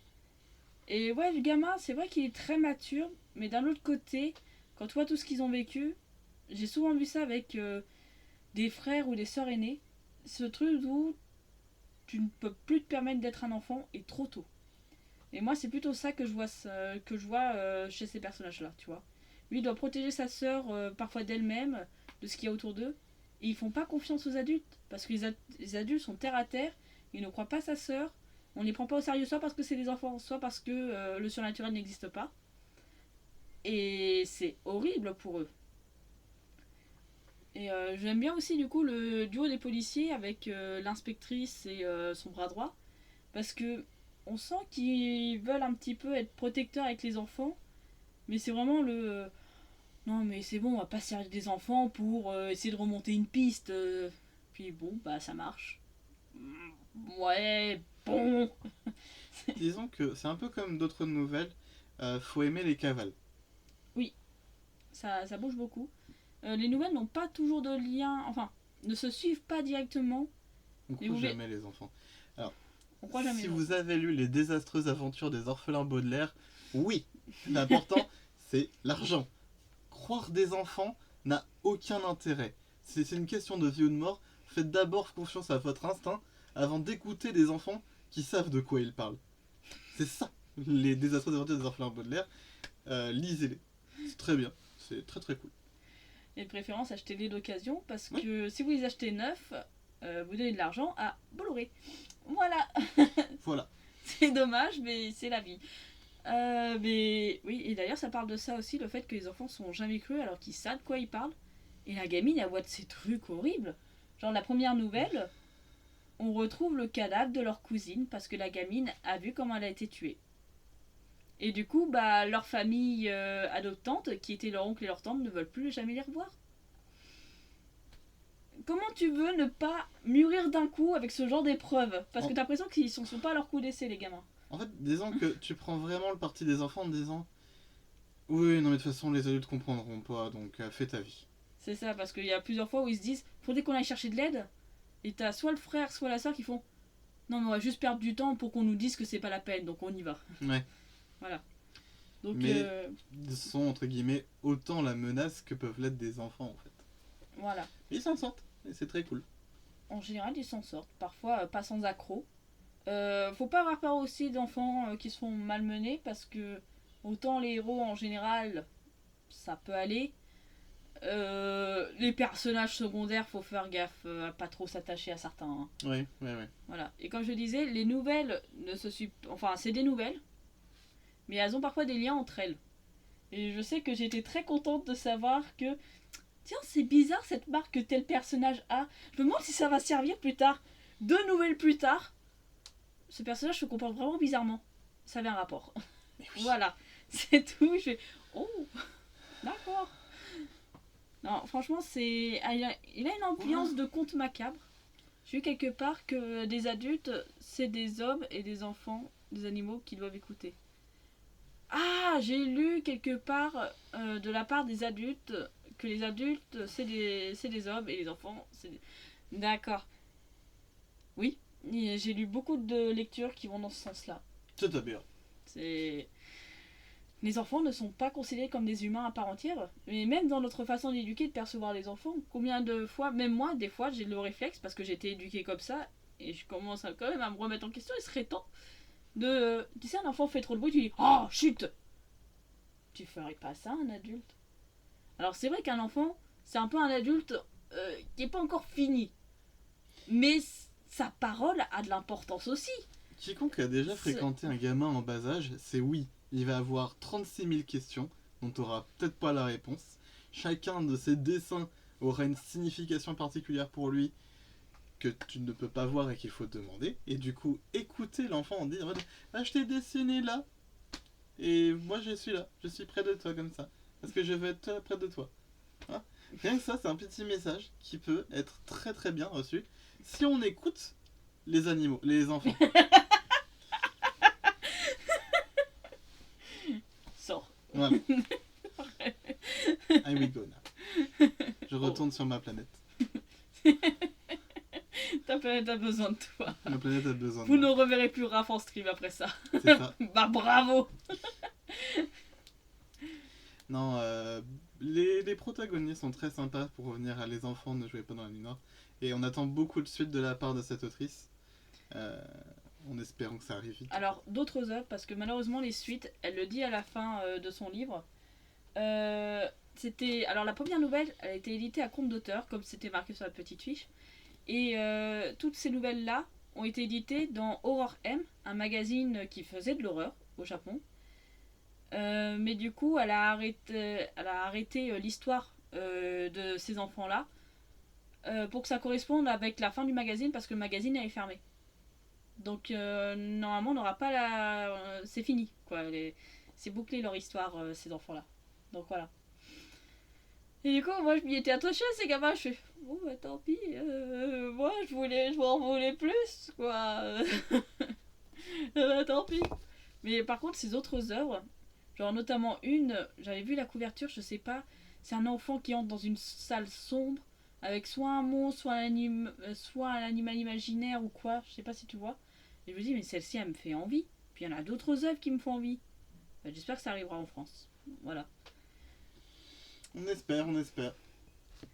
Donc, de qui allons-nous parler d'autre? Là, je vois que parmi mes fiches, j'ai une autre autrice intéressante. Alors, intéressante parce que moi, j'ai bien aimé. Raph n'a pas du tout aimé et il a même fini par oublier. J'oublie très facilement des trucs. Oui. Attends, Je fais de la place. Attention, tu vas disparaître dans 3, 2, 1. Voilà. Donc, Miyako Kojima, aussi parfois Miyako Kojima, mais avec un K, parce que de toute façon, c'est pareil au Japon. Donc, en France, elle n'a que 2 recueils de nouvelles qui sont sortis. Qu'est-ce que j'allais dire alors, l'horreur chez Miyako Kojima, c'est plus de l'humour. Et ça parle aussi de petites choses qui dérangent les jeunes filles, j'ai envie de dire. Il y a beaucoup de sous-textes qui vont parfois parler des règles, du désir, de la peur de ne pas être assez jolie, ce genre de choses, qui est profondément ancré, en tout cas pour les gamines de mon âge, au Japon aussi, en France aussi. On nous apprend beaucoup trop tôt quand on est gamin à être faut que tu sois jolie, sinon tu trouveras pas de mari. Alors même que tu sais toujours pas si tu voudras un mari plus tard. Hein. Du coup, quand tu parles de gamines de ton âge, on parle des gamines de 30 ans? Non, je parle des gamines de quand j'étais petite. D'accord. En fait, je parle des enfants de ma génération, c'est-à-dire 90-2000. Ah, ok. Plutôt ça, c'est... Oui. Les gamines de 30 Je ans. suis une grande enfant et je suis maltraitée. S'il vous plaît. Est-ce qu'on a l'enfer des vierges quelque part par là? Et derrière, on a l'enfer des vierges et maison des horreurs. Voilà. Et du coup, bah, quand je disais que j'ai galéré pour faire certaines fiches d'auteur, Miyako Kojima, c'est un bon exemple parce que j'ai rien trouvé sur l'internet français. Vraiment. Il a fallu que j'aille sur le Wikipédia japonais, un petit peu l'anglais pour vérifier certains trucs. Je suis allée sur son Facebook personnel pour avoir des infos. C'est compliqué des fois d'avoir des informations sur des auteurs et des autrices. Je me permets juste. Bah tiens, montre parce que t'es plus doué que moi. On reparle de shoujo, un petit peu. Dans le Totalement. dessin, je veux dire. Et justement, vous allez comprendre un truc aussi avec. En fait, je crois le que. dos aussi pour. Ouais, le dos, il est Les bien. faciès sont assez vintage aussi. Assez vintage et surtout, tu sens vraiment l'influence des comics. Ouais. Parce que Miyako Kojima, elle aime beaucoup les comics et elle a même fini par travailler avec Marvel. Je crois qu'actuellement, elle bosse toujours avec eux d'ailleurs. Elle a fait un manga X-Men, déjà, entre autres. Et j'avais oublié. Mais oui, c'est vrai qu'il y a vraiment ce style un peu comics. C'est un mélange entre manga et comics. Oh, j'avais oublié ça. C'est des one-shots. Alors, les one-shots, oui. En fait, c'est des recueils de nouvelles. Donc, t'as plusieurs nouvelles. On parlait des images de shoujo, tu vois. Ah oui. Oui, mais là, c'est de la caricature. Enfin, je veux dire, c'est exagéré, quoi. C'est fait exprès pour exagérer le côté shoujo. Voilà. Miyako Kojima. Donc, oui. Alors, dans l'enfer des vierges, surtout dans les premières nouvelles, ça parle un petit peu de ce genre de petite peur, de le peur d'être trop grosse, trop maigre, que ta meilleure amie en fait elle veut juste te garder à côté d'elle parce qu'elle est plus jolie que toi et du coup tu fais pas concurrence. Ce genre de à ce garçon ou des trucs comme ça. C'est ça, ce genre de peur un petit peu voilà, mais juste inculqué par quand tu vis trop longtemps dans une société patriarcale et que tu grandis dedans. Truc que j'ai eu aussi. Hein. J'avais que des sœurs, j'étais déjà homo depuis très longtemps. J'ai partagé un peu tous ces clichés-là. Et ben voilà, du coup, on se comprend. Et je suis désolée que t'aies vécu ça aussi, du coup. Parce que des fois, moi, je me dis, au moins, les mecs gays, ils ont pas connu ce genre de truc. Bon. Ah si.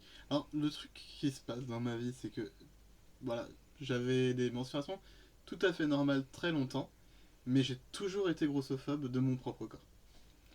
Oui, et puis la société elle-même était grossophobe avec tout le monde, hein. Ah, mais toute ma famille, tout ce monde-là, est toujours convaincu d'être trop gros, alors que j'étais purement normal. C'était vraiment, tu me mets en photo, c'était incroyable. Je me considérais énorme, alors que j'avais un tout petit tour de taille, tu vois. Je t'ai toujours connu mince. Et un jour, tu m'as dit, bah à cette époque-là, j'étais gros, je fais. Hein. C'est ça. Hein. Quoi. Donc en parler dans le manga, c'est très sympa, surtout quand t'as du body horror. Oui, parce qu'on parle toujours d'horreur. Voilà, c'est toujours de l'horreur, c'est toujours un truc à interpréter. Et Miyako Kojima, ça va pas plaire à tout le monde parce qu'elle a un style très particulier. Vraiment entre le manga japonais et le comics, vraiment. Et pareil, c'est de l'horreur qui éclabousse. C'est de l'horreur comique. Et du ridicule. Ça tourne en ridicule, c'est le genre de peur dont j'ai parlé en fait, justement. Bah, ça va pas dans le pathos, ça le tourne en ridicule ou dans l'horreur vraiment. En fait, voilà. Pour parler de ça, t'as l'impression que les personnages ils se font du mal mais qu'ils ne ressentent pas la douleur. Des fois, ouais. Hein. Genre, je me rappelle d'une nouvelle où il y en a une qui se fait. Qui éclate des ballons. Ça éclate sa poitrine. Et elle est juste choquée d'avoir perdu sa poitrine, il me semble. Oui.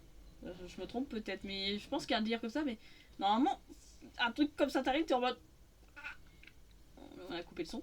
Mais c'est. T'as l'impression que les personnages ne ressentent pas la douleur sur beaucoup de nouvelles en fait. Notamment celle où il y en a une qui se fait démembrer. Ouais. Parce qu'elle est trop jolie, du coup les autres sont jalouses.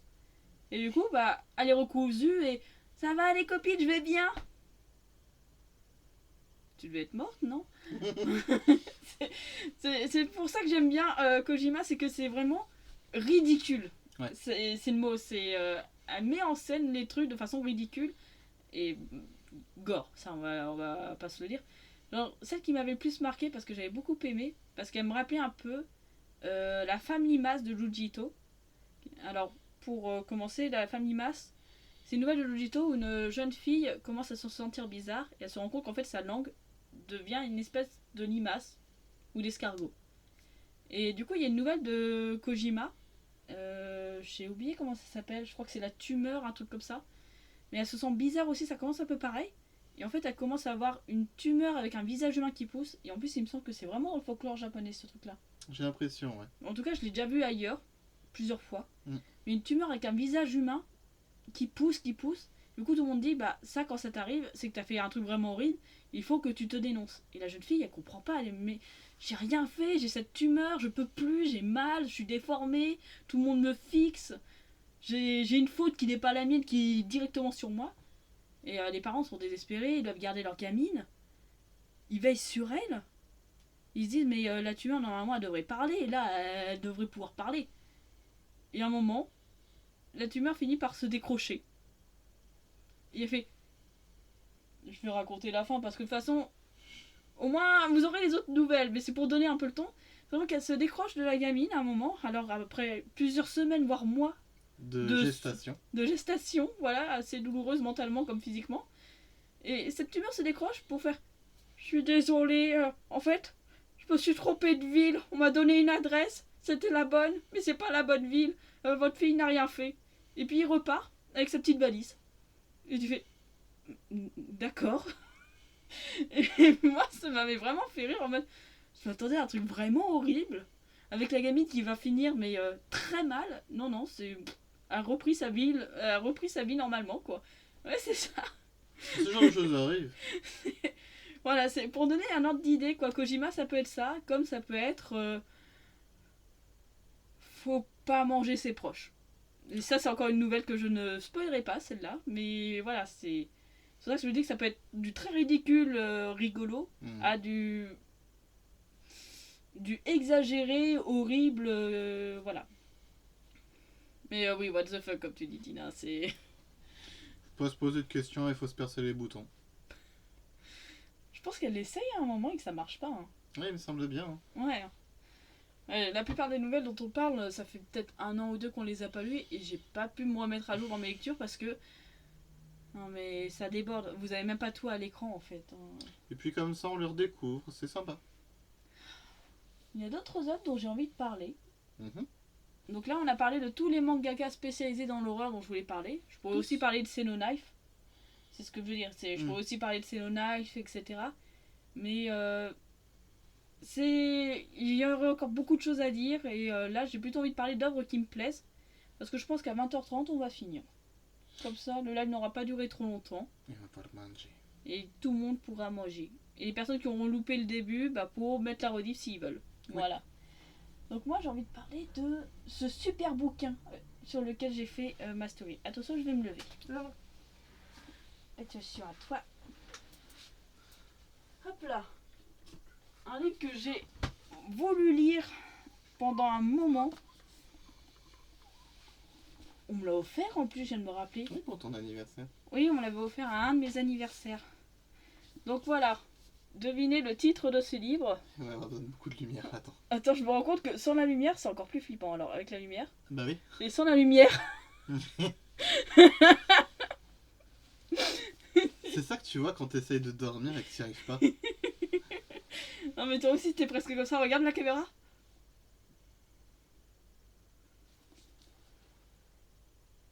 Je t'ai donné un nouveau visage.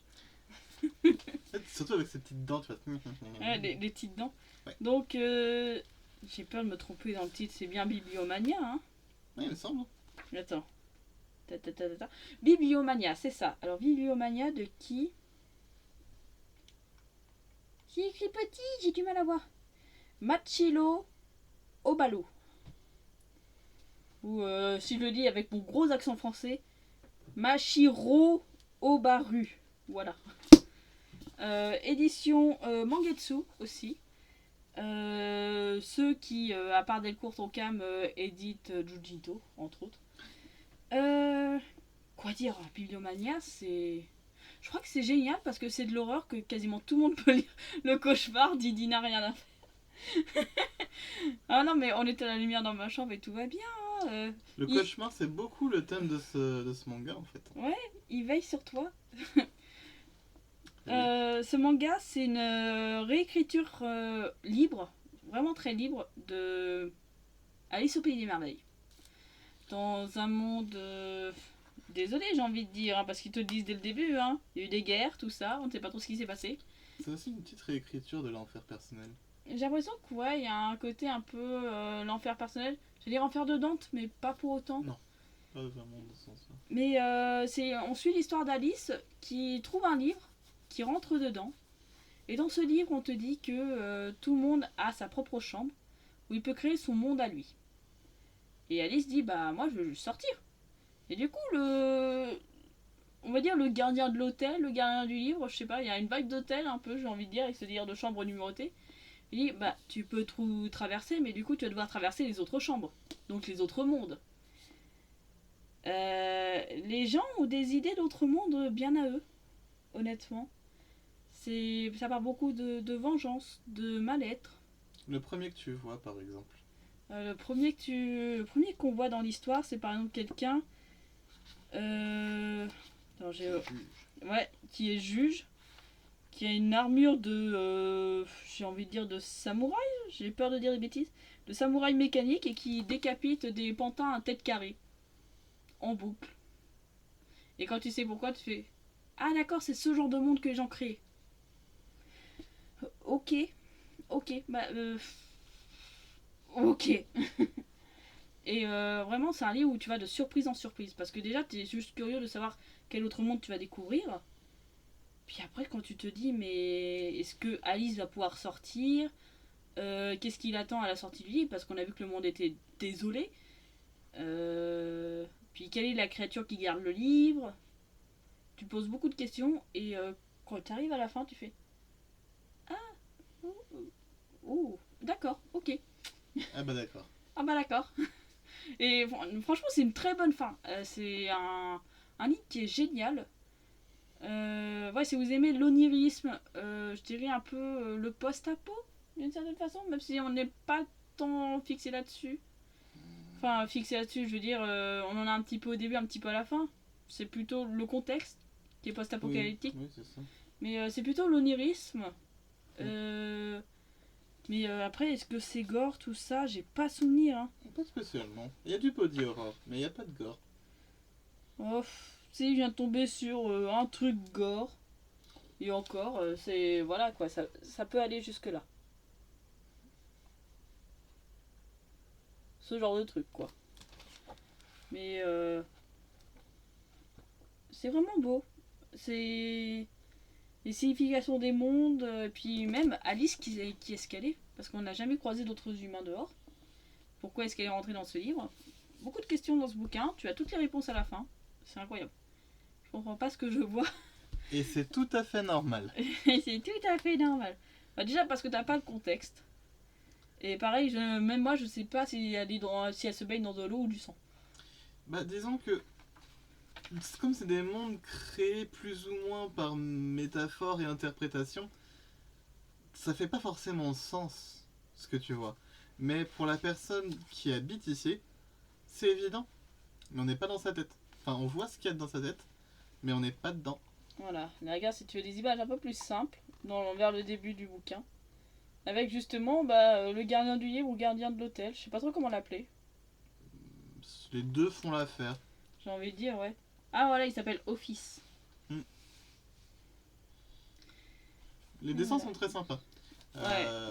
T'as beaucoup de choses différentes, des mondes de séries TV, de simples fantasmes, de gros mondes à la Escher Ou parfois des trucs où tu as l'impression que t'es arrivé dans un conte où le prince charmant n'est jamais venu, par exemple.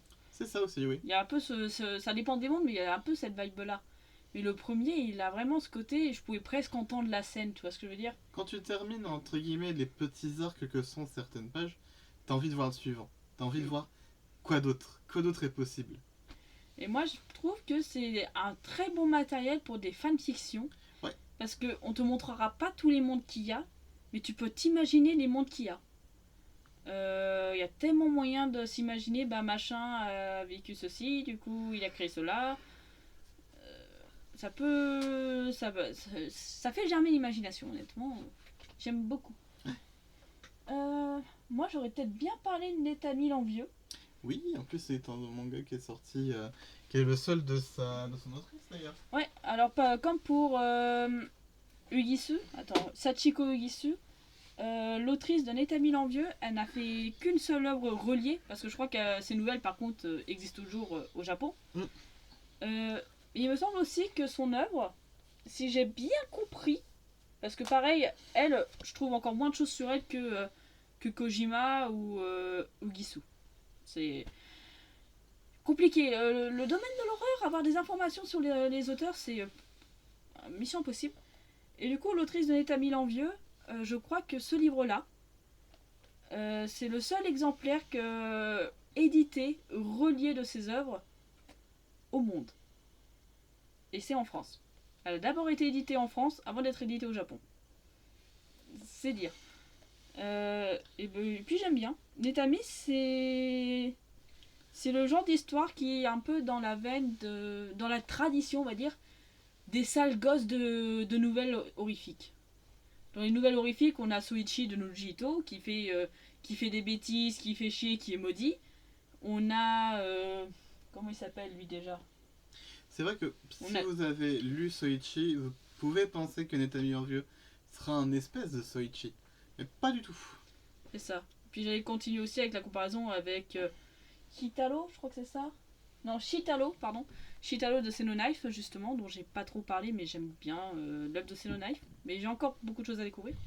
Et Netami l'Envieux, bah voilà, c'est aussi l'histoire d'un petit gamin.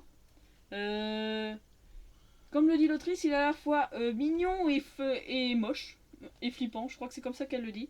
Je sais pas comment elle en parle. Mais bah, c'est juste un gros rageux. Un gros rageux, un gros jaloux. Mais ce que j'aime, c'est que là aussi, c'est de l'horreur très drôle. Parce que Netami, il a de grands pouvoirs. Il peut te faire des malédictions. Mais c'est un sale petit mesquin qui veut te voir souffrir avant. Et du coup, ça va souvent lui revenir dans la gueule.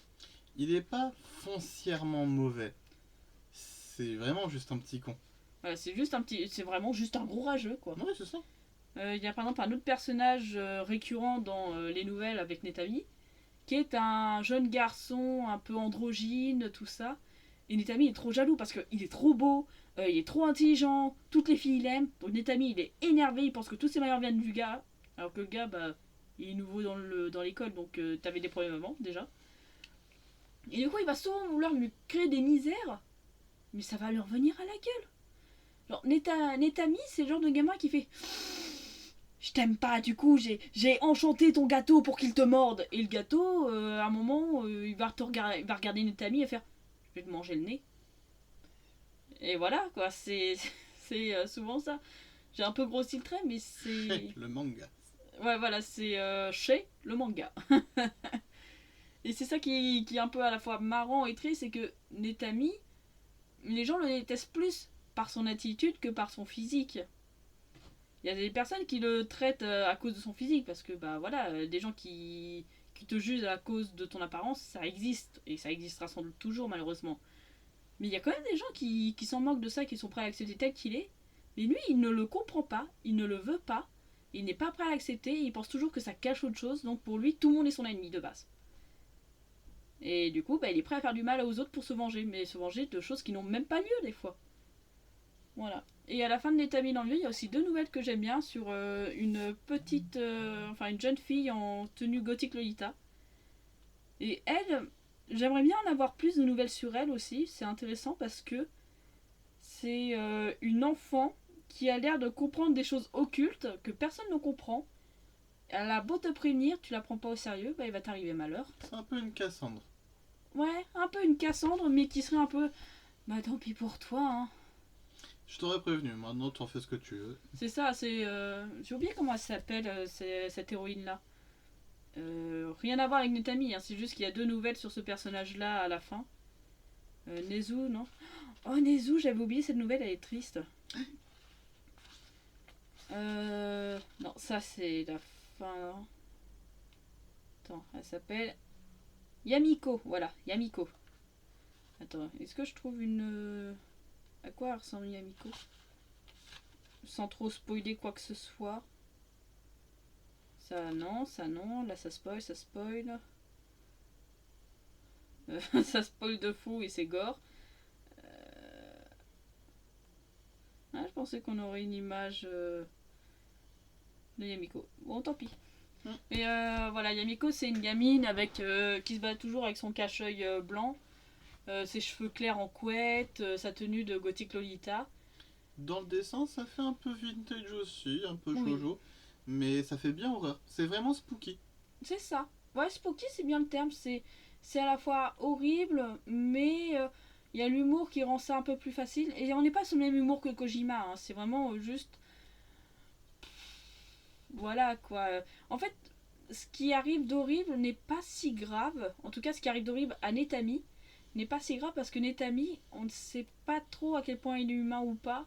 Mais il a l'air de pouvoir survivre à pas mal de choses. Donc, bon, en fin de compte, tu fais bon, pas de chance pour Netami. Et voilà, c'est souvent comme ça que tu le prends. Mais voilà, je voulais du coup parler de. Je répète le nom de la mangaka, Toshiko. Hop, ça s'écrit comme ça. Je sais pas si ça se voit. Mais voilà. Mais ouais, pareil, elle, j'aimerais bien voir d'autres de ses œuvres, mais j'en sais encore moins sur son œuvre que les autres œuvres dont on a parlé. Est-ce que. Ah, je sais déjà une seule chose à la fois. De quelle autre œuvre tu voudrais parler? Même parmi celles que j'ai pas, s'il y en a qui te viennent en tête que tu as déjà lues.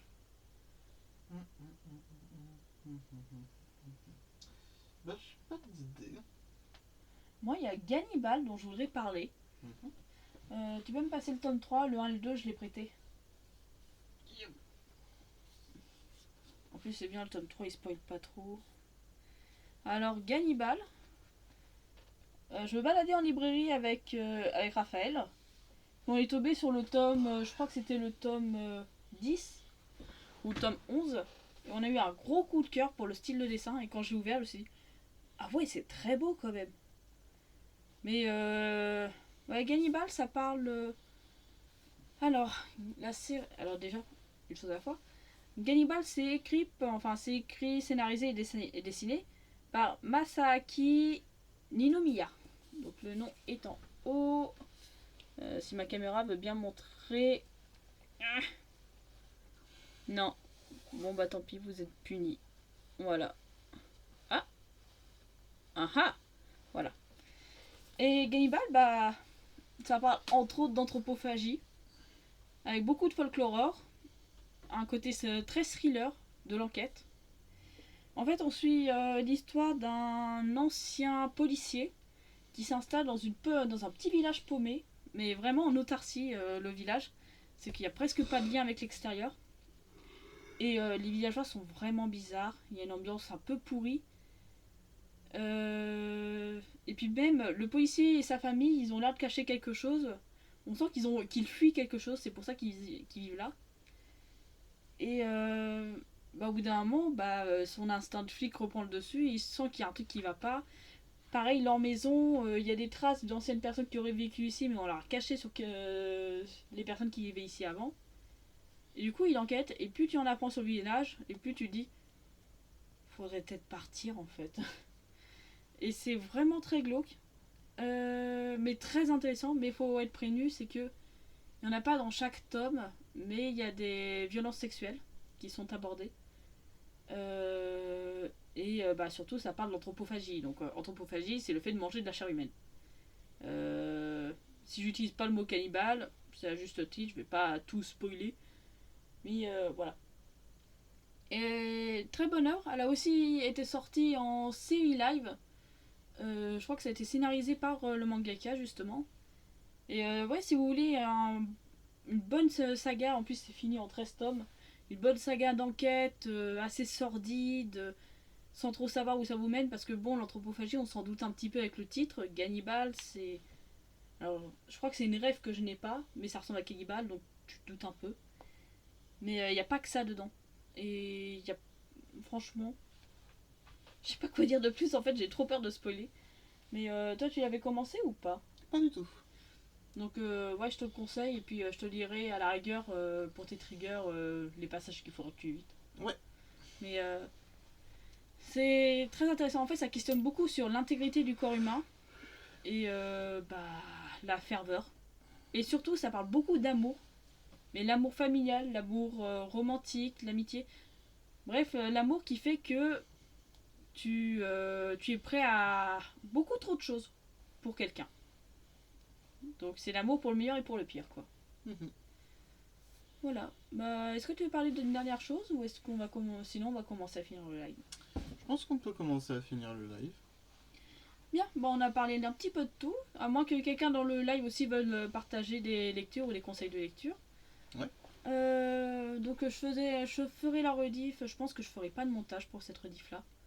Pour celle sur la tier list des monstres, peut-être par contre. Ouais. Voilà, bah, je vous remercie en tout cas d'avoir suivi le live où on a fait du blabla autour de manga d'horreur et mangaka horrifiques. J'espère vous avoir donné envie de découvrir pour les personnes que ça intéresse. Parce que je sais que l'horreur c'est pas pour tout le monde. Bah, merci à toi Dina d'être là et merci à toi Roulia aussi d'être passé. Et les dessins, oui ça j'avais lu. Puis voilà, moi c'est... Comme je le dis souvent, l'horreur c'est quelque chose de très important pour moi, dans mon imaginaire, dans ma façon d'aborder la culture. Enfin la culture. La littérature. Je commence à fatiguer aussi, hein, il est Ça temps. va être la condition des femmes, ça va être la condition humaine de certaines personnes dans différentes minorités ou des choses comme ça. On parle beaucoup en fait d'écoute, de communication finalement, qui ne se font pas et qui tournent mal. C'est très engagé le manga d'horreur en fait, quand tu regardes bien. En fait, le manga d'horreur, oui, mais l'horreur en général, en fait. Ouais. C'est vrai que je me restais sur le manga, mais ouais. Mais oui. Il y a plein de livres que je veux lire maintenant. Ah bah super. Puis On voilà. te les prêtera. Merci pour le live. Bah merci. Bah de rien, Oulia. Puis bah voilà, lisez, pas forcément de l'horreur, hein, mais la lecture c'est sympa. Sinon bah cultivez-vous, hein, regardez les choses qui vous font plaisir, prenez soin de vous. Et je vais vous raid. Voilà, je vais arrêter l'enregistrement ici. Ciao la rediff et bah la prochaine fois sur une autre vidéo.